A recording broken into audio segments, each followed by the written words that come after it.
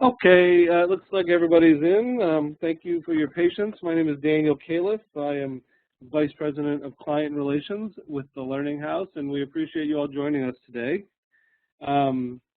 We are happy to provide the information we're going to provide. I'll say one thing, one disclaimer, so to speak. This is not legal advice. We cannot act as counsel to any of our schools or prospective schools for that matter, but we spend a lot of time following very closely what's happening in the national landscape of accreditation and from the Department of Education, and certainly in these types of topics. And so this webinar is to share with you that which we have learned and the things that we have gleaned from our conversations with many people across the landscape, and I'll tell you as we go with whom we've spoken.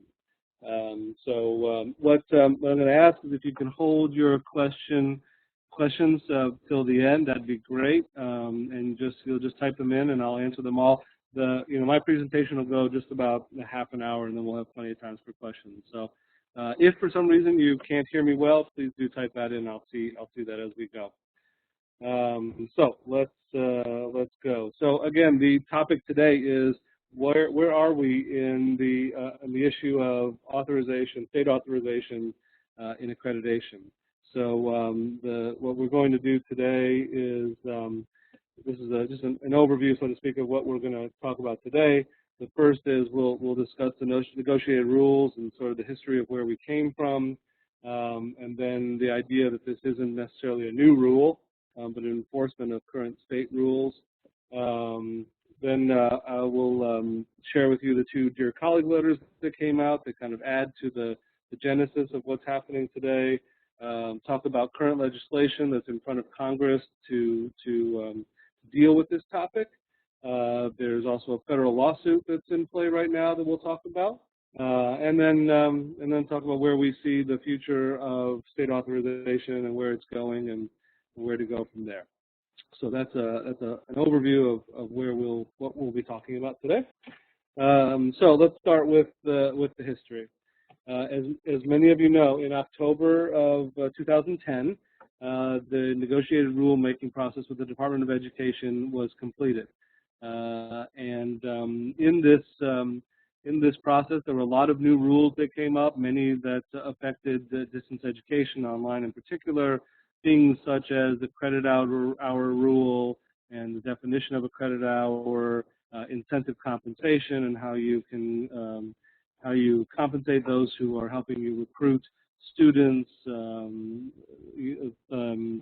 another one that came out that was of great interest to many, was gainful employment, that was meant to keep the for-profits from just recruiting and getting Title IV funding for anyone they could and not being able to pay back their loans. So lots of things like that. But the one that we talk about today that seemed to take a little while for people to pop up was not actually a rule. When the rulemaking was complete, there was a statement that was added to the rulemaking process that the Department of Education said that they would begin to enforce state rules around authorization to teach online in their state. And for purposes of Title IV funding, this was obviously a big deal. They said that Title IV funding would now be tied to whether or not a student was taking their courses or programs from a school that was authorized to teach in the state where that student resides. It took until January or so before this bubbled up. A lot of people, this kind of slipped by. In fact, I was at the CHIA conference, the Council of Higher Education Accreditation, in January of 2011, and spoke directly with the head of accreditation for the Department of Education, and mentioned that I felt this rule was going to be a big deal, and she was surprised by that. I also mentioned that I thought it was going to be more helpful to proprietary schools that are already registered in every state, and that too was a surprise. So it was even surprising people at the department. So after another month or so, things started to bubble up, lots of complaints, lots of letters to the Department of Education.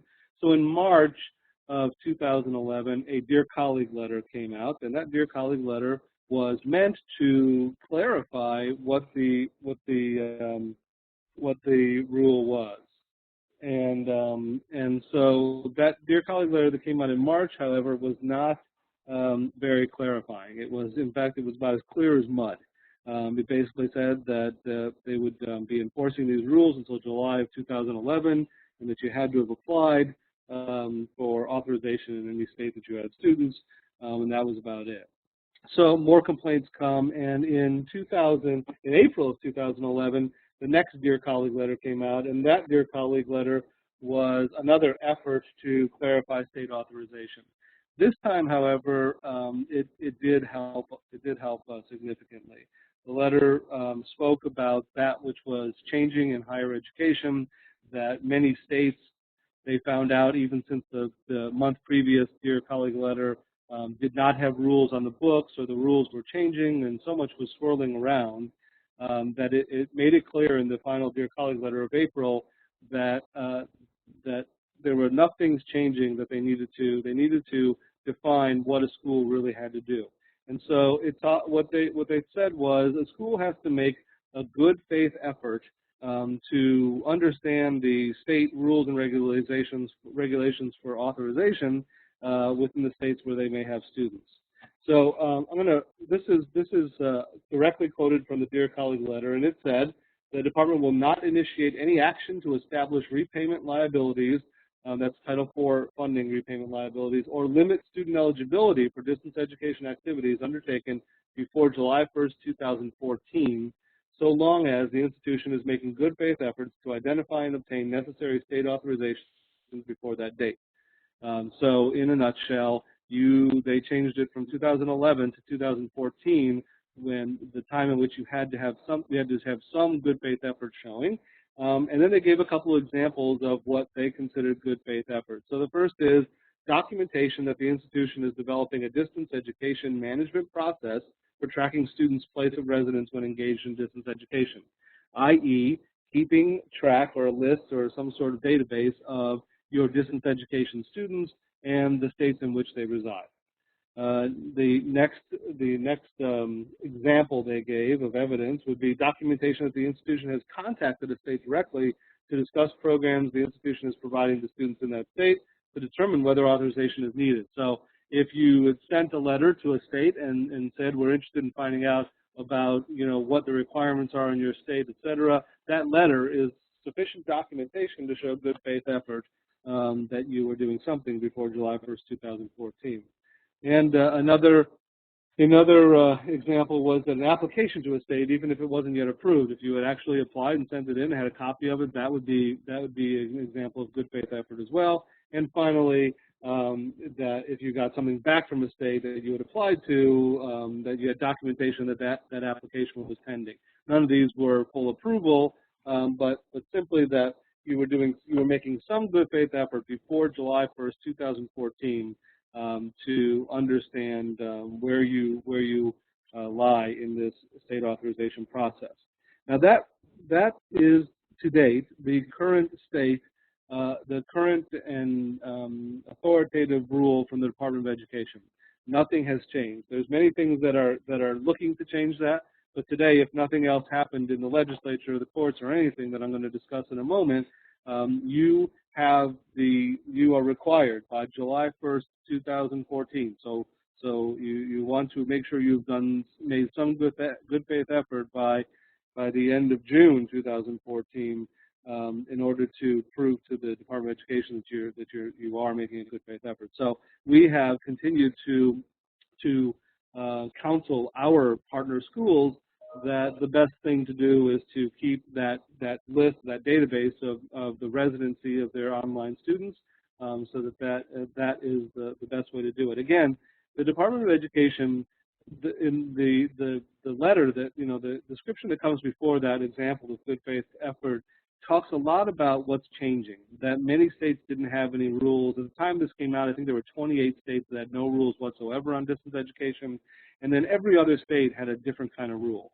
And it was so scattered, and they knew that things were changing, that states had started to think about this and how they could capitalize on this or put things in place, that the department really wanted to add a couple of years to wait and see what happened in state authorization with the states before they were going to begin to enforce any rules. So that's why this good faith effort phrase was put in the last Dear Colleague letter.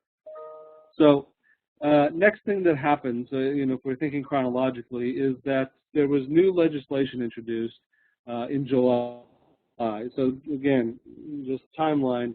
The statement comes out in October. In March and April, we get Dear Colleague letters, and by July 22nd, Congresswoman Virginia Foxx from North Carolina introduced legislation into Congress under the moniker of Protecting Academic Freedom to strike down the state authorization enforcement for the purpose of Title IV funding by the Department of Education. This actually encompassed two things, just so you know. It was state authorization that came from the Department of Education, as well as the definition of a credit hour.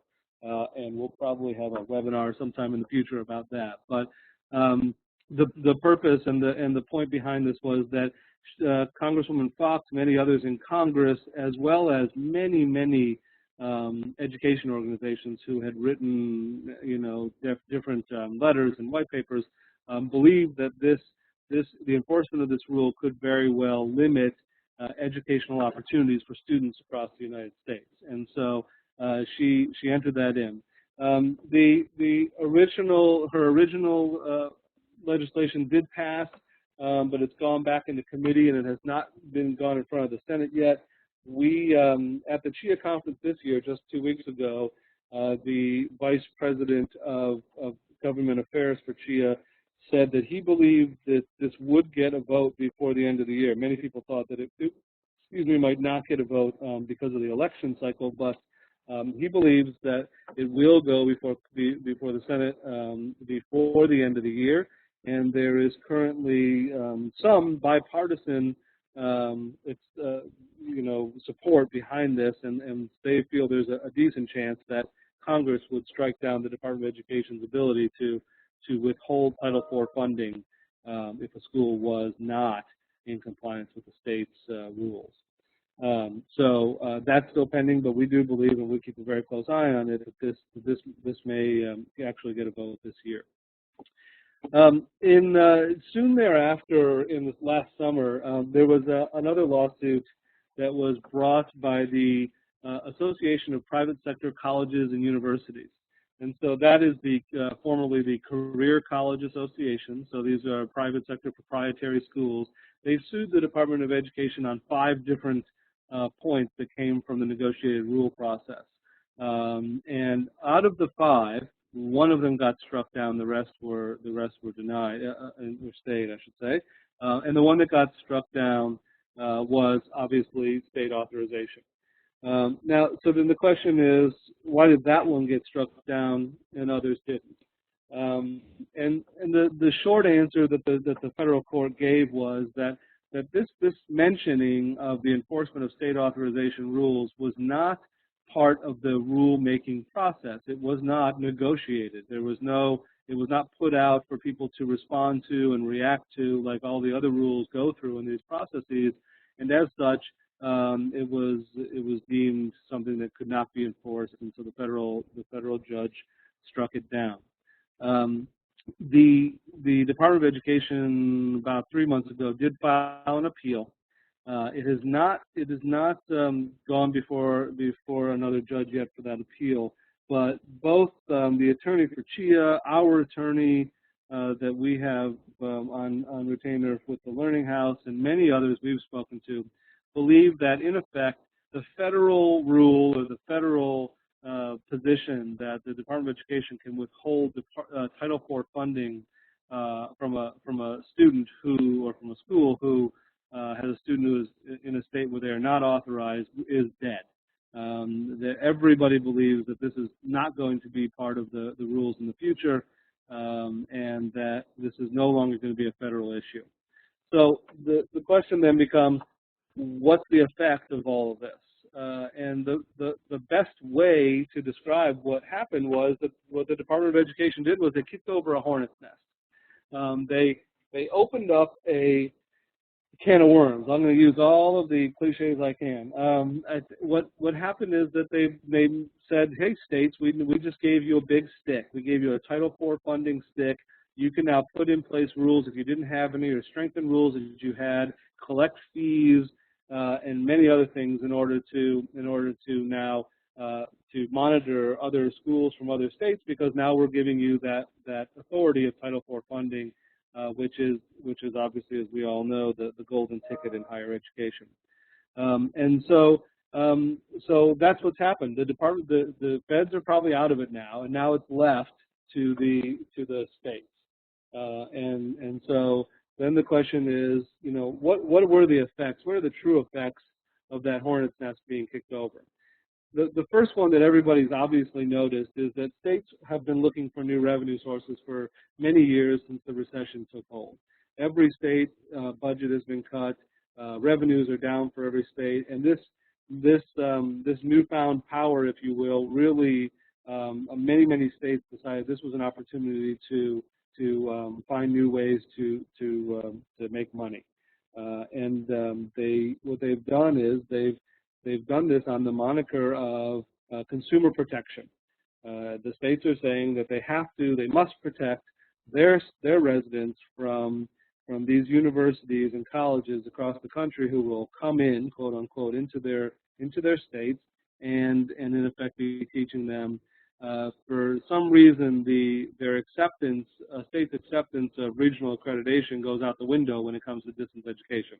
No one has yelled consumer protection when they ship one of their students off to another state to reside on your campus, but for some reason, if they sit in their bedroom and do the work, that regional accreditation that you all have is of no consequence, and that's because they can't charge you for it. So a lot of states are making up new rules as we speak. They've been doing it since this came out, pretty much since a year ago in January. And so for the 28 states that didn't have any regulations, that number has shrunk. For the states that had some, they're being tightened. Some states that had regulations are adding new fees. We're told that the state of Minnesota, for example, is charging $10,000 per program to be authorized. So if you're a school that offers 10 programs online, it could cost you $100,000 a year. This is, to us and to many in higher education, the definition of making less opportunities for students out there.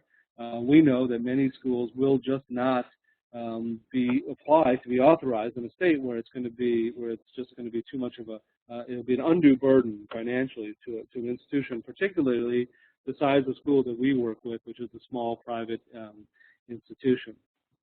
Again, as the Department of Education said in their Dear Colleague letter, these regulations continue to change, and so as they change, many schools have gone to the effort of reaching out to states where they think that they have students or could have students and asking about these regulations or even asking for approval. We have a number of our schools who, despite our recommendation to hold off, which is identical to the Department of Education's recommendation, did send letters to. We have a couple schools send letters to every state, and they got lots of approvals back, even from states that didn't have any rules or fees. The problem is that when those approvals came back, they came back with a caveat at the end, which said you're approved to serve students in our state via distance education, and there's always some line that says, however, this could change upon notification. So what happens is you might have put yourself out there in front of a state, and then that state now knows, and if they decide to change the rules, if they decide to start to charge exorbitant fees or anything like that, you're still going to be subject to them. There won't be any grandfathering from what you do right now. And that poses a very big problem, obviously. So one of the things, so that obviously we need to look and see, what's next. There's so much swirling. We do believe, as I said, the federal decisions and the federal ability to withhold the Department of Education Title IV funding is gone, but it doesn't mean the states are going to change their mind. There is no federal legislation that's going to change this. It's going to be state by state. And so while the change is coming, we continue to recommend that you not do too much. That is, again, going back to what the Department of Education said about good faith, it's important to take a deep breath and keep an eye on and keep track of where your students are from, but we don't believe that being proactive in this situation is the most prudent option, because there's so many things that are going to change in the future. As I said, the states are not letting go. This is something that's going to be around, we believe, for a long time to come, and it really will come down to what kind of pressure will the states hear, what pressure will people in Congress feel and hear, so that they can try and get this reined in. But it's not going to go away, and so we have to do our good faith effort now and keep a very, very close eye on what's happening. We at the Learning House, and for those of you who are not Learning House partners that are on this webinar, we take very seriously the responsibility of keeping a very close eye on this subject. Webinars such as this are important to keep everybody up to date. And it's important that no matter who you are, you're keeping an eye on this. If you don't have a partner, you're keeping a close eye on it. We recommend, as I said a little bit earlier, that for now, staying under the radar is a wise and prudent choice of action.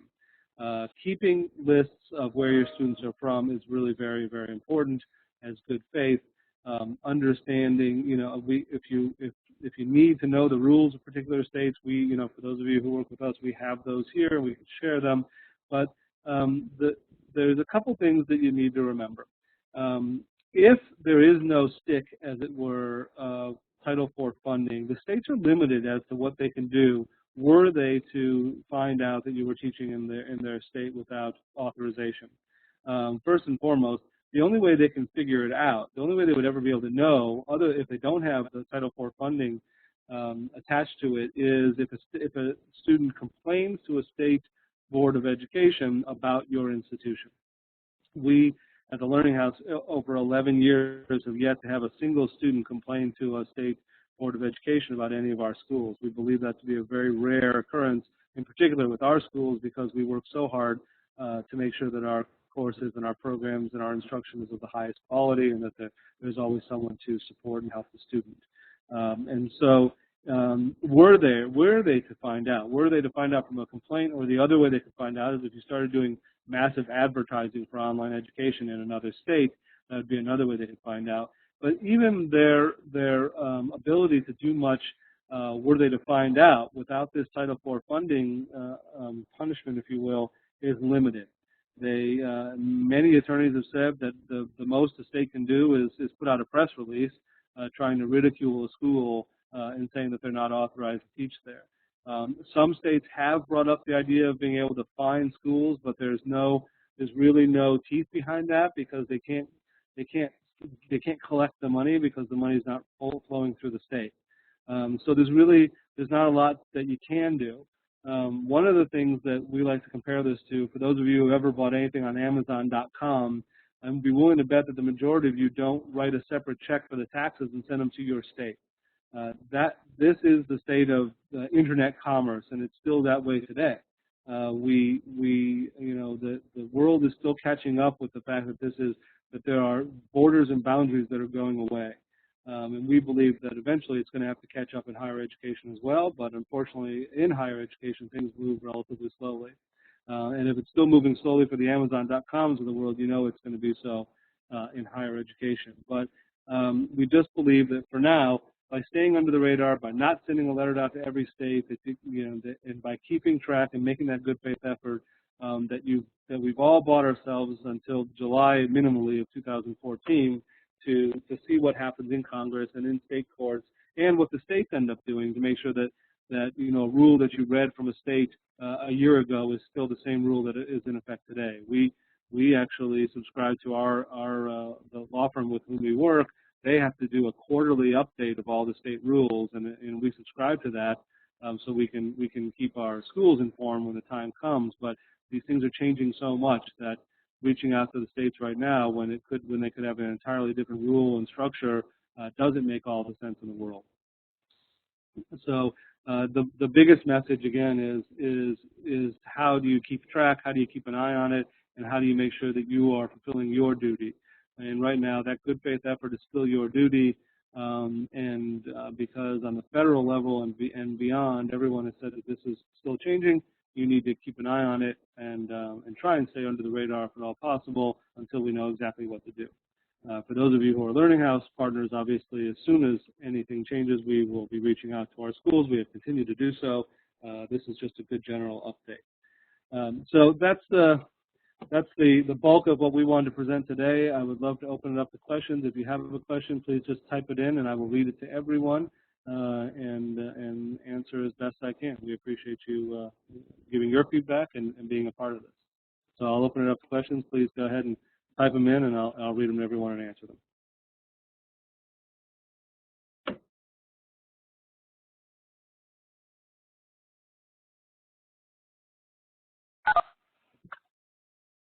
Nothing yet. It's hard to imagine I did that good a job. We'll give it a couple more minutes. Please, we did this yesterday. We had a number of questions, so it wouldn't surprise me if something has popped up in your mind that I didn't cover. Again, for those of you who are Learning House Partner Schools, you can always reach out and reach out to your relationship manager, and we will get that to you. Michael asked if you can get a copy of the slides. We will be sending that out to all the participants within the next probably in the next couple hours. Thank you, Mark. I appreciate that. And for those of you who are not Learning House partners, feel free to reach out to your the business development people or anybody that you've spoken to. We'd love to see what we can do to help you. These things are very important to us, and we want to make sure that our schools are on top of the issues and that we're on top of it for them. Any other questions? I like when we can get this in and out. Okay, so here's a question. We have a question from Michael Gross. You're in Middle States region, and they sent yesterday, since Middle States asked us to comply with state regulations, how do you react to this? So here's their update. The U.S. Department of Education recently reminded the higher education community of rules that require all higher education institutions participating in Title IV programs to be able to document their compliance with state laws in all states where the institutions offer distance education or correspondence education programs. Federal compliance with existing state laws has always been a condition of Title IV eligibility, and the regulation simply calls attention to this need for institutions to assure that they have legal authority to operate in each state where they are providing instruction. Again, the answer is very clear. And let me give a little bit of background. I've read this. I saw this from Middle States about 6 months ago. The Southern Association sent out something also. The regional accreditors are covering their bases. How about that? I'll be nice the way I say it. They are making these statements and sending this out so that they won't get in trouble with the Department of Education. For those of you who have followed it, regional accreditation is under attack by the Department of Education. The Higher Learning Commission has been in the crosshairs for a long time now, and there's so much swirling that they're making these statements to make sure that no one questions whether or not they care, so to speak. But again, the bottom line is that the last communication from the Department of Education is make a good faith effort by July 1st, 2014. And as long as you are doing that, you are in complete compliance with the Department of Education's rules and with the condition for Title IV funding. So your regional accreditor is going to put these things out because they want to make sure the department thinks they're being strong, but they have to admit and follow the fact that the Department of Education themselves, who does have the handle on Title IV funding, is saying that you have to make a good faith effort, and so that is what that really is the compliance issue there. Make the good faith effort by July 1, 2014, and you are compliant with the Department of Education regulations. If that wasn't clear to anybody else, please ask another question. But in a nutshell, the regional accreditors are going to put statements out that say you better be in compliance under Title IV in the Department of Education with the states where you're working. But again, you have to make a good faith effort for now. What other questions do we have?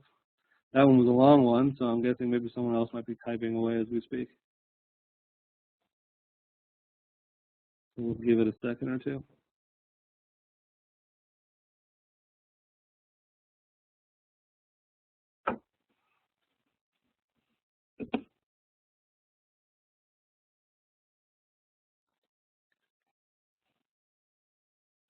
Anybody else? Oops, I don't know what happened there.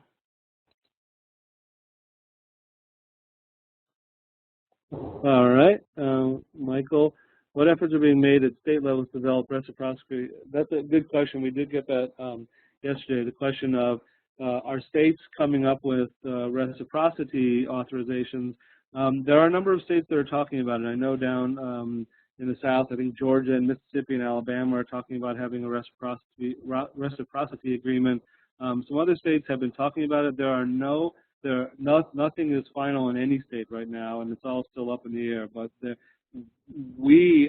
our crystal balls, I think there's going to be more of that in the future, and that's going to be a way to alleviate a little bit of the pain that the schools are going to have to go through. So we are seeing some of that happen, but there are no states yet that have done that as we speak. What other questions?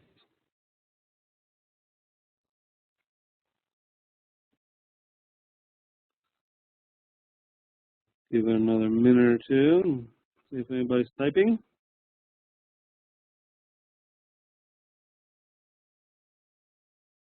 All right. Well, looks like we might be out of questions. So I really thank you all very much for being a part of this, and we know how important this is, and so again, your participation is a big deal to us, and our responsibility to make sure that you're on top of everything that's happening is a big deal to us as well. So continue to reach out to us at any time with any questions you may have. Obviously, it never has to be just in a webinar. We'll be doing more updates as we move forward, and so thank you again for participating, and please reach out to us if you have any other questions, and we'll get those slides out to you very soon. Thanks again. Have a great day.